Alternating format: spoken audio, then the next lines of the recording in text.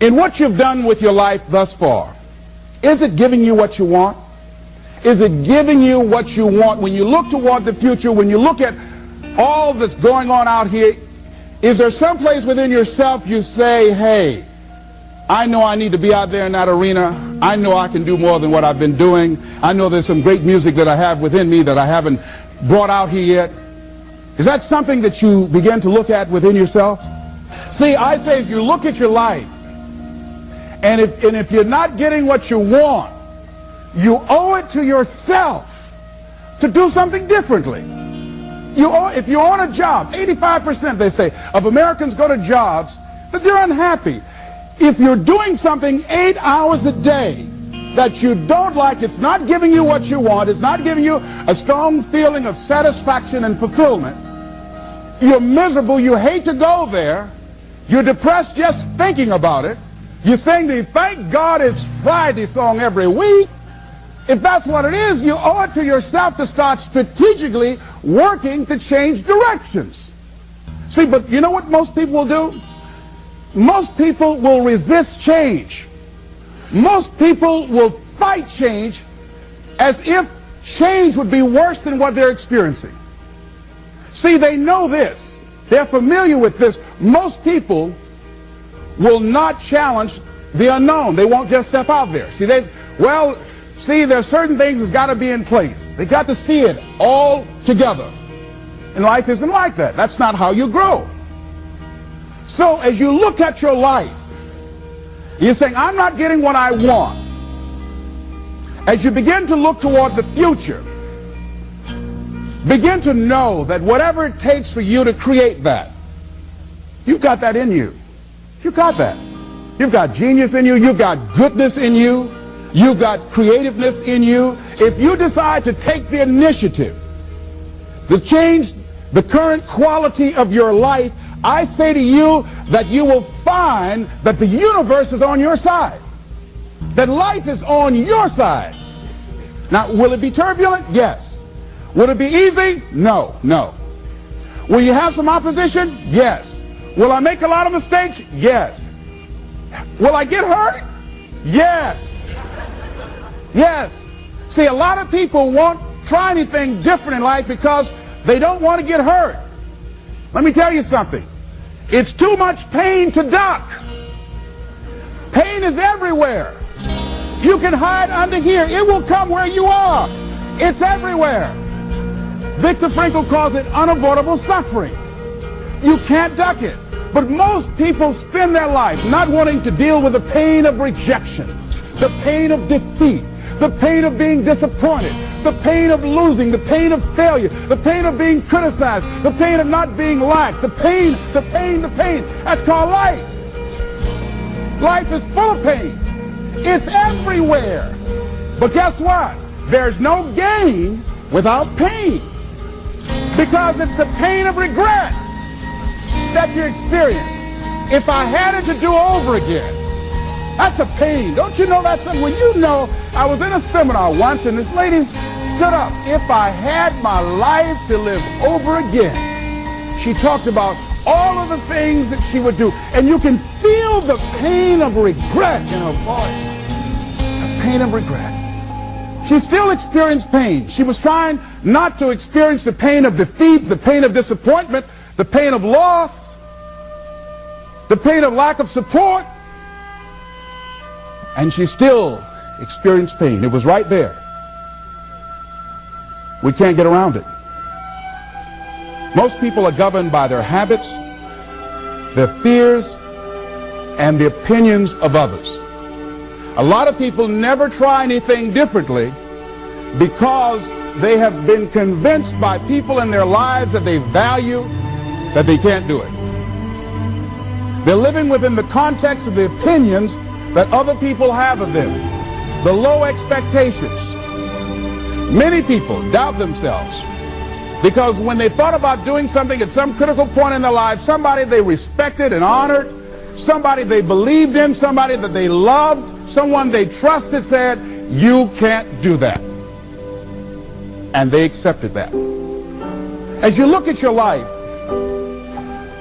ask yourself the question, what would your life be like? What would your life look like if you decided not to care what people thought of you? What would your life be like if you decided to give up some of your fears? What would your life be like if you decided to become courageous?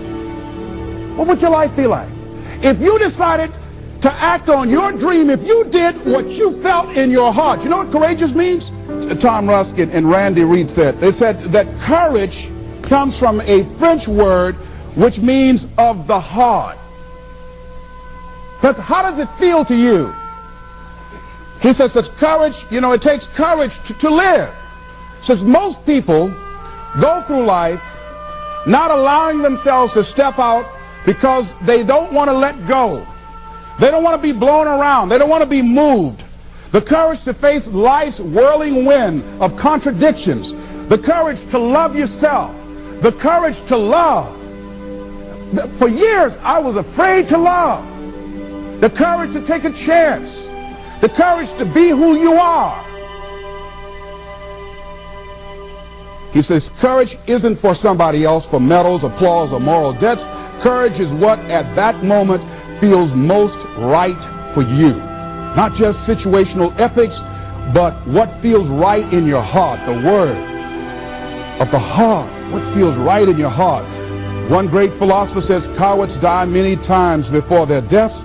The valiant never taste of death but once. What does that mean? That valiant people aren't afraid? No, no, no. It means that they experience that fear and they move forward. They move forward anyhow. Many people are dead now. Many people are allowing their dreams to die. Many people are allowing the ideas to lie dormant and collect dust. Many people have all this talent and ability that they are allowing to be buried inside of them, that they will take with them to their graves because they didn't have the courage to be who they are. And I say, as you begin to look toward the future and manifesting your greatness, it's going to take everything in you, that your life deserves the concentrated effort to begin to look at how is it that I can express more of me? How is it that I can bring my ideas out here now? How is it? And start living with a sense of urgency, because you're here today, you're gone today. Life is unpredictable. It's uncertain. There are no guarantees. No guarantees out here at all. So holding back, what are you waiting on? Ask yourself, what's the benefit of your waiting? What's the benefit of your not living your dream? What's the benefit of not listening to yourself? Oh, please, listen to yourself. You know the feelings. If you start listening to the feelings in your heart, and I'm doing it now more every day, I find that my feelings, I can trust them. And I say to you that as you look toward the future, you look at life on a daily basis, if there's something that you have been given, if you've heard something within yourself that you know that what you're doing now doesn't fit for you, it doesn't work for you, it's not giving you what you want, and there's something else that you want to do, don't allow that inner doubt in you to talk you out of it, to build a case on why you can't have it, to tell you why you're not good enough. You ignore that inner voice and all of the external voices. Don't judge the possibilities for what you can do based upon the circumstances, because the circumstances won't determine who you are. Don't determine what you're able to do based upon your resources. Don't determine what's possible for you based upon where your life is right now. Where your life is right now is not you. That's just what it is right now. But the possibilities for you are unlimited. If you're in a rebuilding process, it's unlimited. If you're coming back from adversity and devastation, it's unlimited of what you can do. That's the capacity of human beings. It doesn't matter how many mistakes you've made. It doesn't matter how many flops you've had. It doesn't matter how much money you've lost. In fact, I see it only as an investment of what you learn from life. Not losses, but investments of what's possible for you. And I say to you that once you start listening to yourself, and as you begin to act on your dream, as you start just trying to find your way, doing what you can with what you have, you will start seeing things opening up for you. You'll start attracting people. You say, where'd they come from? things will start coming together, clicking for you. You say, whoa, you start brainstorming. Ideas will come out of nowhere as you focus on it. The key to it is to begin to focus on what it is you want to do. Why, Les? Why is that important? Because as you focus on that which you want to do, that which we focus on, that which we give our energy to, it will begin to multiply. It will begin to expand. It will begin to develop your consciousness. And out of that comes your greatness. Out of that comes a commitment. Out of that comes a passion for life. Out of that comes a special power that you have in you that you haven't even called on yet. See, the powers that we have will never reveal themselves if we don't challenge them, if we don't put ourselves in a position where we have to use them. So one of the most important things, I was reading a book that's a really interesting book called Instant Millionaire, and the guy said, put yourself in a position where you can't retreat, where it's do or die, sink or swim. Here's what you'll find out. You'll develop incredible swimming skills. You'll find yourself stroking unlike you've ever seen before. Through the inspiration of desperation, you'll become more creative than ever before. So what is it? How do we handle that whole piece? Throw your whole self into it. See, most people go at it tentatively. They don't give all their stuff. They don't concentrate. They don't put everything they've got in them. One guy wrote a book called All You Can Do Is All You Can Do. And all you can do is enough. But he said, make sure you do all you can do.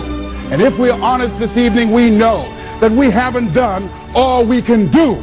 So as we look at the future, we can decide that from this day forward, as I look at my personal relationships, if I look at my professional relationships, if I look at my family relationships, as I look at all the dimensions of my life, looking at myself mentally, emotionally, and spiritually, I'm going to do all I can do to develop me, to bring my talent out here, to make a contribution to life.